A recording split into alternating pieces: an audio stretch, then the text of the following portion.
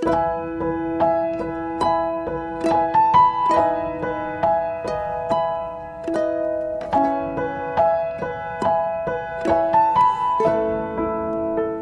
malam, Pak Frans. Iya, malam Bu Pak. Eli. Ya, selamat malam Bu Eli. Selamat malam semua keluarga besar PD Victory, baik yang ada di rumah maupun dimanapun juga, di Indonesia maupun di luar negeri. Malam hari ini saya akan berbagi berkat berupa kesaksian pengalaman hidup saya dari sebuah peristiwa yang tidak pernah saya undang, tapi masalah itu datang dengan tiba-tiba dan itu membuat saya merasa mengalami ya kerugian, rasa yang menyakitkan. Namun itu semua saya cari apa hikmat Tuhan dalam permasalahan saya ini. Jadi ini kesaksian saya yang kedua, melanjutkan yang pertama dulu. Saya sudah pernah memberikan kesaksian dan yang kedua ini ketika saya masuk kembali ke dalam penjara untuk menjalani sisa tahanan saya yang 3 bulan. Jadi pada bulan Maret tanggal 9 saya keluar dari penjara untuk menikmati kebebasan karena masa penahanan saya sudah selesai, tidak ada perpanjangan lagi. Sambil menunggu hasil kasasi, saya di luar 2 bulan. Ternyata ada maksud Tuhan juga. Ketika saya keluar 2 bulan itu, tanpa saya rencanakan, ada satu warga binaan juga yang sudah terima Tuhan Yesus ke rumah saya untuk ya kita saling sharing. Kemudian ternyata dia melanjutkan setelah menerima Tuhan Yesus, melanjutkan untuk dibaptis dan sekarang sekolah Alkitab di Malang.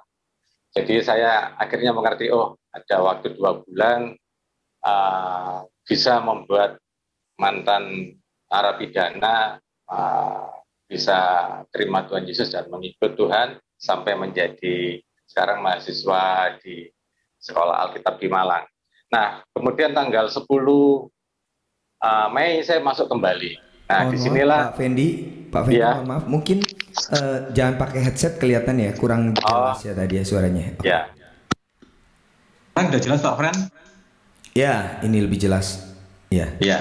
Jadi saya lanjutkan, tanggal 10 Mei saya masuk kembali ke penjara. Nah, disinilah saya merasa pada titik paling rendah dari kekuatan saya, termasuk keluarga saya, istri dan anak-anak.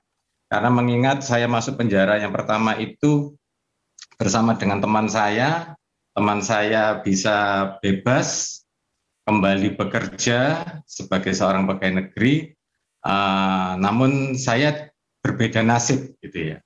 Jadi saya tidak melakukan kasasi seperti teman saya lebih memilih menerima vonis hukuman karena saya sudah melihat banyaknya tanda penyertaan Tuhan dalam hidup saya.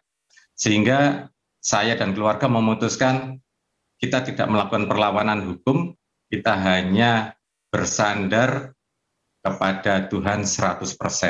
Disitulah pertaruhan iman saya bersama keluarga. Ketika teman saya bisa bebas, saya tidak. Ini membuat saya sempat down juga sebagai manusia ya. Karena ada dampak negatif. Ketika saya harus masuk kembali ke penjara, berarti status saya sebagai pegawai negeri sipil akan putus ya. Artinya saya akan diberhentikan dengan tidak hormat alias dipecat. Di situ nanti saya akan mengalami kehilangan pekerjaan, mengalami kehilangan pendapatan, kemudian dicap sebagai koruptor ya, dicap sebagai mantan napi. Nah, itu juga membuat sesuatu yang sulit bagi masa depan saya. Saya memikir itu. Karena apa? Ketika usia saya sudah jelita ya, jelang 50 tahun. Ini kan juga nggak mudah kalau harus mencari pekerjaan yang baru yang di luar kemampuan saya. Itu saya pikirkan juga. Kemudian anak-anak saya sudah mulai masuk kuliah, tentunya butuh biaya yang sangat besar. Tetapi semua kekhawatiran saya itu saya coba letakkan di bawah kaki Tuhan Yesus. Karena saya memang dari awal sudah bersepakat dengan keluarga untuk menyerahkan semua perkara ini kepada Tuhan. Karena apa yang saya lihat, kalau teman saya bebas, berarti apa yang terjadi selama ini hanyalah sebuah fitnah, ya. Karena apa? Kalau saya dibilang melakukan korupsi 15.300.000 rupiah, itu uangnya sangat kecil. Menurut saya ngapain ya? Saya kurang kerjaan apa yang melakukan korupsi sebesar itu ya? Ternyata korupsi sebesar itu tidak di persidangan tidak bisa dibuktikan. Saya yang menerima tidak, anak buah saya menerima tidak. Lalu siapa yang menerima menikmati uang itu? Di persidangan tidak bisa dibuktikan. Dan kemudian kalau hakim berkeyakinan bahwa ada uang 15 juta yang belum dikembalikan ke negara sebagai bentuk kerugian negara, saya bertanya-tanya, uang itu yang membawa siapa? Kemudian fisik uangnya kok tidak dibawa di persidangan sebagai barang bukti. Nah, disitulah akhirnya saya melihat bahwa ini semua adalah fitnahan ya. Karena kalau bukan fitnahan, pasti teman saya pun tidak akan pernah bebas di proses kasasinya di Mahkamah Agung. Nah, disitulah saya teringat akan sebuah firman Tuhan bahwa saya harus berbahagia ketika difitnahkan segala yang jahat. Nah, firman ini saya amini, saya hidupi, gitu ya. Saya berusaha percaya benar bahwa segala fitnah yang jahat yang dilakukan melalui proses pengkhianatan ya.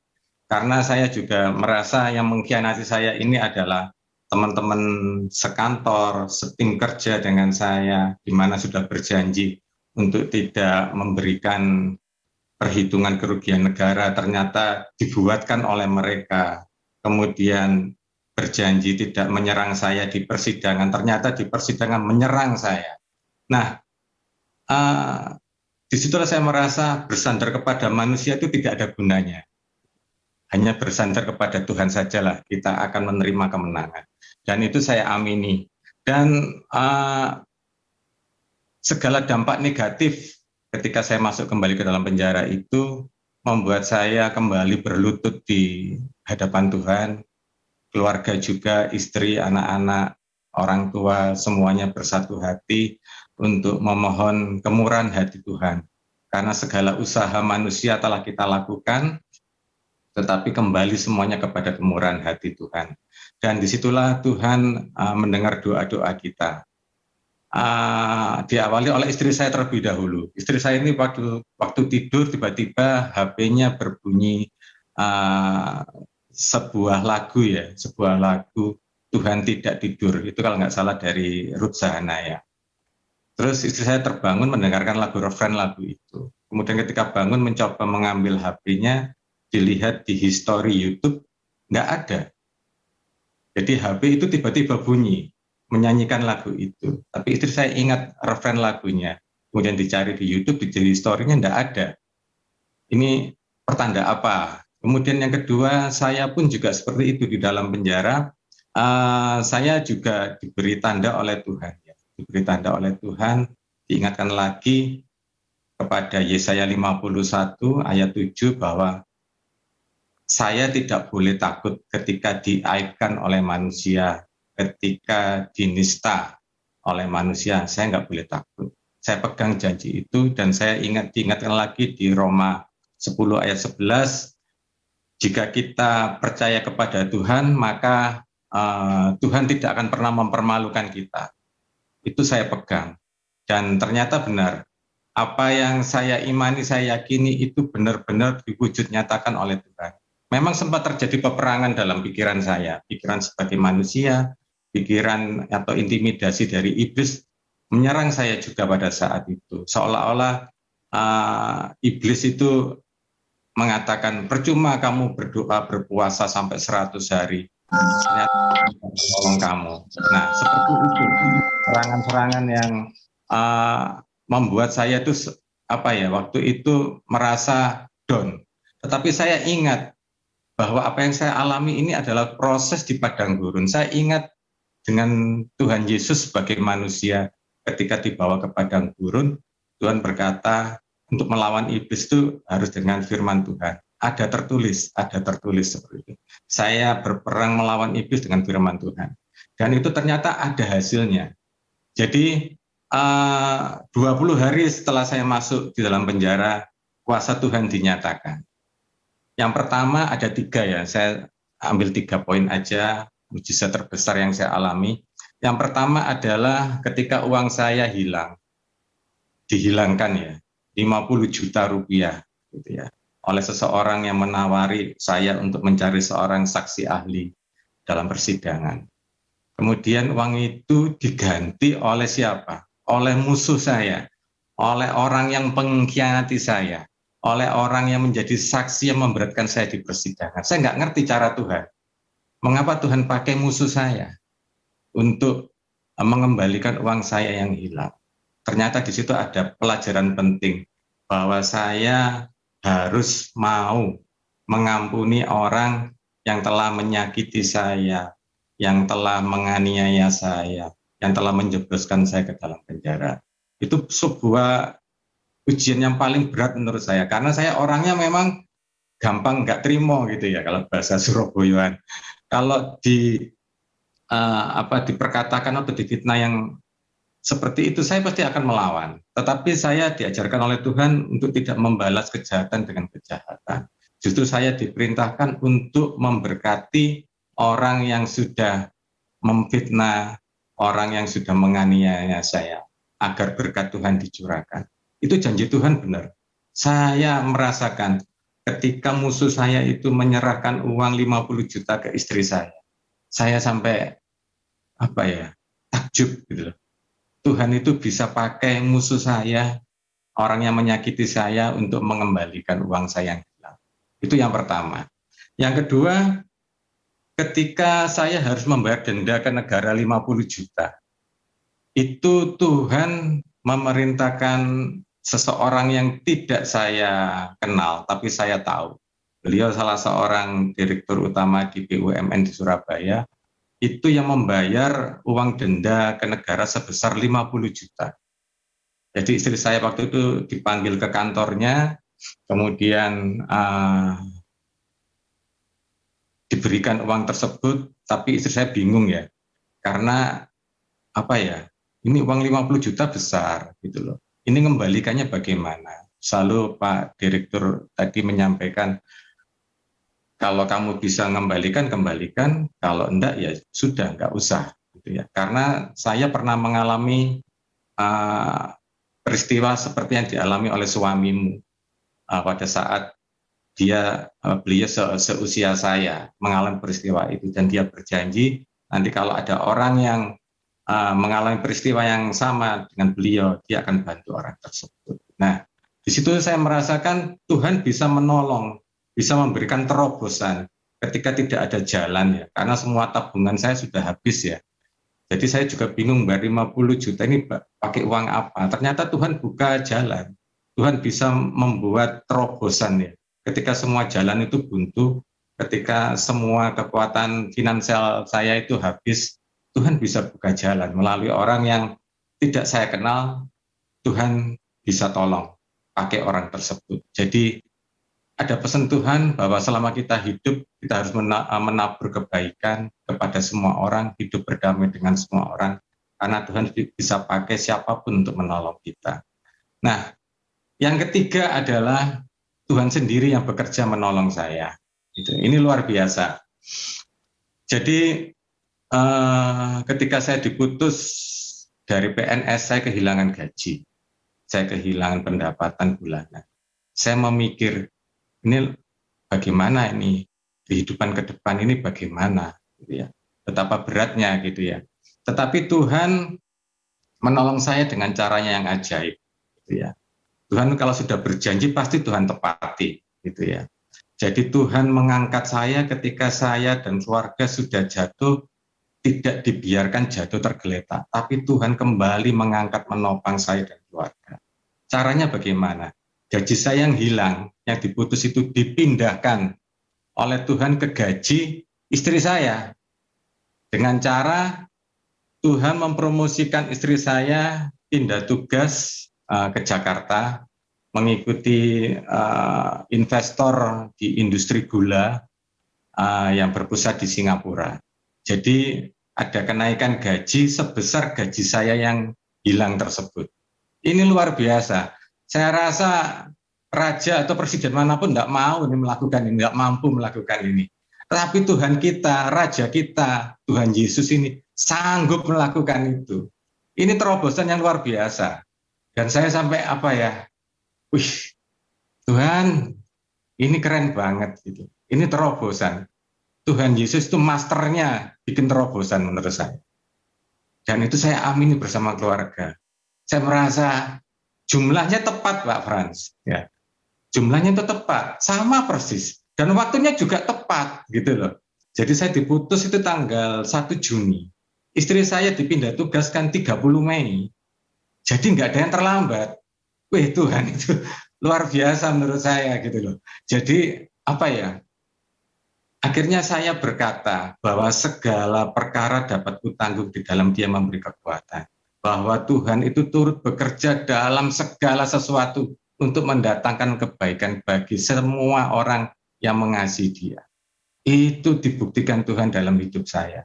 Makanya daripada itu Tuhan, saya merasa, selama ini jeripaya saya, bukan saya bertransaksi dengan Tuhan ya, tetapi kalau kita mau taat dan setia diproses di padang gurun yang sulit, Tuhan itu pasti sediakan Kanaan yang baru. Pasti itu. Tidak mungkin Tuhan ingkar janji. Dan itu digenapi dalam hidup saya, hidup keluarga.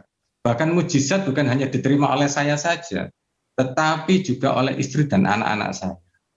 Itu luar biasa penyertaan Tuhan. Apa yang tidak pernah saya pikirkan, apa yang tidak pernah saya minta di dalam doa saya, Tuhan sediakan. Tuhan tahu segala keperluan saya dan keluarga. Dan hari ini saya adalah saksi Kristus untuk semua keluarga besar Victory, dan juga siapapun yang melihat YouTube ini, bahwa pada saat kita diproses di padang gurun, kita jangan sampai menyerah.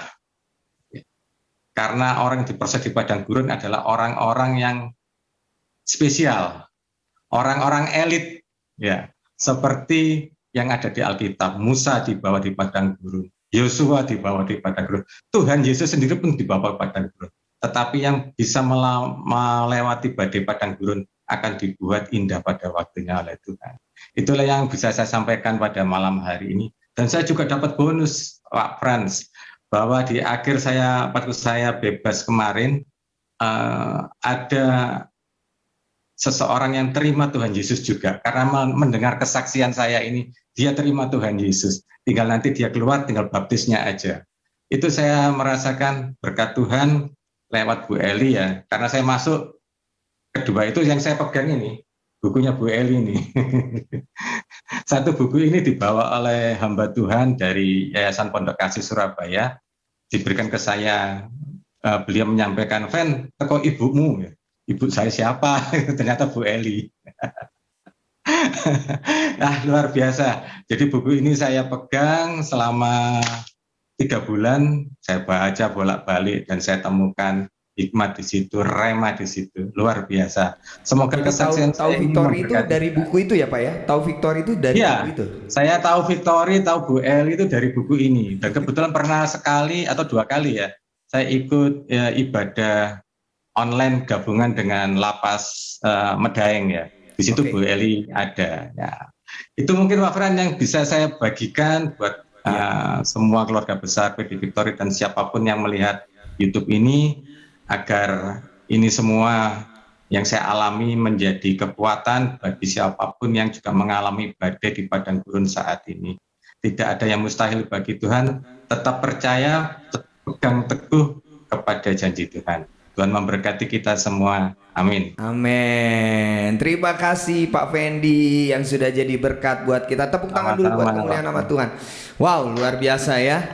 Nah, ini salah satu keajaiban Tuhan. Mengenal PD Victory itu dari buku renungannya dari Bu Gembala ya. Ya, puji nama Tuhan. Dan akhirnya mengalami terus mujizat-mujizat dari Tuhan ya. Bagi Tuhan tidak ada yang mustahil. Baik, terima kasih Pak Fendi yang sudah jadi berkat buat kita semua. kasih.